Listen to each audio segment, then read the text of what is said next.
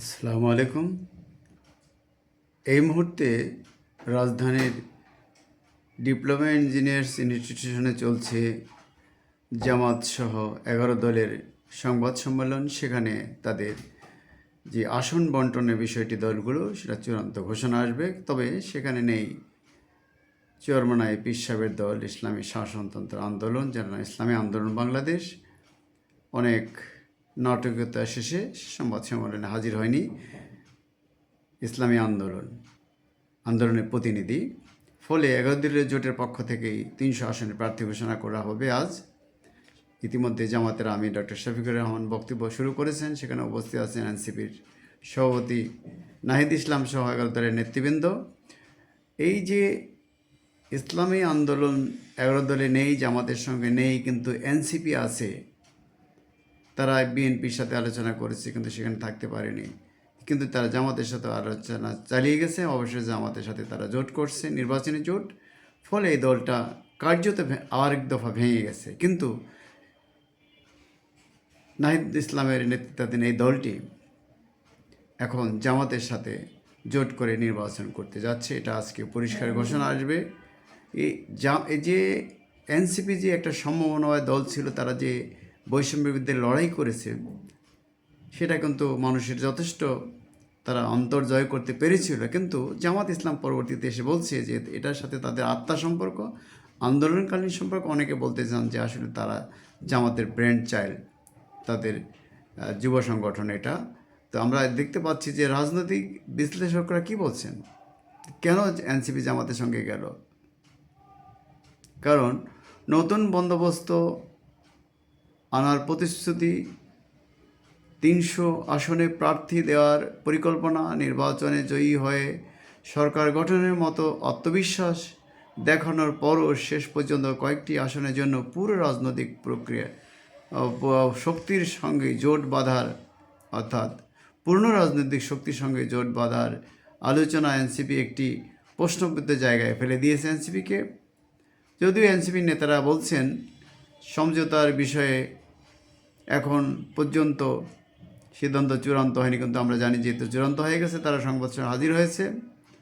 তবে সংস্কার প্রশ্নে জামাতের সঙ্গে তাদের অবস্থানগত সামঞ্জস্য থাকার কারণে দলটির সাথে আসন সমঝোতার দিকে ঝুঁকছে এনসিপি। তবে বিএনপির সঙ্গে আলোচনা সমঝোতা না হওয়ার কারণে দলটি জামাতের সঙ্গে যেহেতু বেশি আসন পেতে যাচ্ছে, ফলে তারা সেদিকে ঝুঁকেছে বলে অনেকে মনে করেন। এদিকে গণ অভ্যুত্থানের পর বাংলাদেশের রাজনীতিতে পরিবর্তনের যে প্রতিশ্রুতি এনসিপি দিয়েছিল, তার সঙ্গে দলটির কর্মকাণ্ডের কোনো মিল পাওয়া যাচ্ছে না বলেও মনে করছেন বিশ্লেষকরা। ফলে গতানুগতিক রাজনৈতিক সিদ্ধান্তের কারণেও সমালোচনার মুখে পড়েছে দলটি।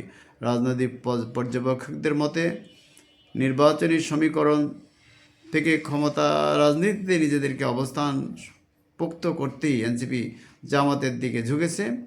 তবে এই সিদ্ধান্তের জন্য দলটির কতটা হিতকর হবে সেটা সন্দেহ প্রকাশ করেছেন কেউ কেউ। কেন গেল গণঅভ্যুত্থানের মুখে গত বছরের সরকার পতনের পর মাঠে সোচ্চার থাকা জুলাই আন্দোলনের পরিচিত মুখদের নিয়ে গঠন করা হয় নতুন রাজনৈতিক দল এনসিপি। সেখানে যোগ দিতে উপদেষ্টা পরিষদ থেকে পদত্যাগ করেন দলটির আহ্বায়ক নাহিদ ইসলাম।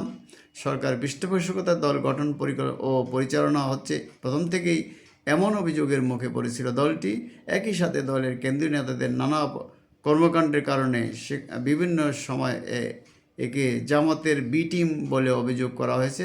তারা একসময় দুর্নীতিতে জড়িয়ে পড়ে ব্যাপক সমালোচিত হয়েছে। তবে জুলাই সনদ বাস্তবায়ন ও পিআর পদ্ধতিতে সংসদ নির্বাচন সহ সংস্কার পদ্ধতি নিয়ে জামাতের কিছু দাবির সাথে মতপার্থক্য থাকা দলটির নেতৃত্বে ইসলামপন্থী 8 দলের যোগবত আন্দোলনে যায়নি এনসিপি। পরবর্তীতে তারা 11 দলে যোগ দেয়, 12 দলে হয়, কিন্তু পরবর্তীতে আবার সেখান থেকে চলে যায় ইসলামী আন্দোলন।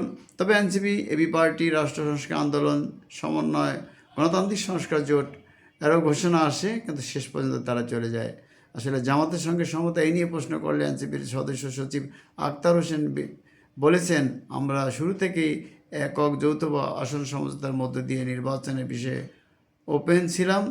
বিভিন্ন রাজনৈতিক দল, বিএনপি, জামাত এবং আরও রাজনৈতিক দলের সাথে আমাদের জোট গঠন বা আসন সমঝোতার বিষয় এবং রাজনৈতিক পরিবেশ পরিস্থিতি মূল্যায়ন বিষয়ে আলোচনা চলমান থাকে। বর্তমান রাজনৈতিক প্রেক্ষাপটে সংস্কার প্রশ্ন করা বেশি আগ্রহী এবং প্রতিশ্রুতিবদ্ধ সেই বিষয়টিকে এনসিপি সবচেয়ে বেশি গুরুত্ব দিচ্ছে বলে জানান তিনি। এই যে এনসিপির যে এই যে দুদুল্যমানতা, তার দল থেকে অনেকে চলে যাওয়া এবং জামাতের সাথে শেষ পর্যন্ত তাদের আসন সমঝোতায় যাওয়ায় নতুন করে প্রশ্ন এসেছে, আসলে কি এই এনসিপি কোনো নতুন শক্তি নাকি জামাতের একটি বি টিম? অনেকে বলছেন এটি জামাতের বি টিম। আসলে তারা নানান ফন্দ ফিকির করে শেষ পর্যন্ত জামাতে স্থিতি হয়েছে। অর্থাৎ বাংলাদেশে 5 আগস্ট গত বছরের যে অভ্যুত্থান হয়েছিল সেখানে বিএনপি কিছুটা দূরবর্তী অবস্থানে থাকলেও জামাত এবং এনসিপি ছিল সামনের কাতারে।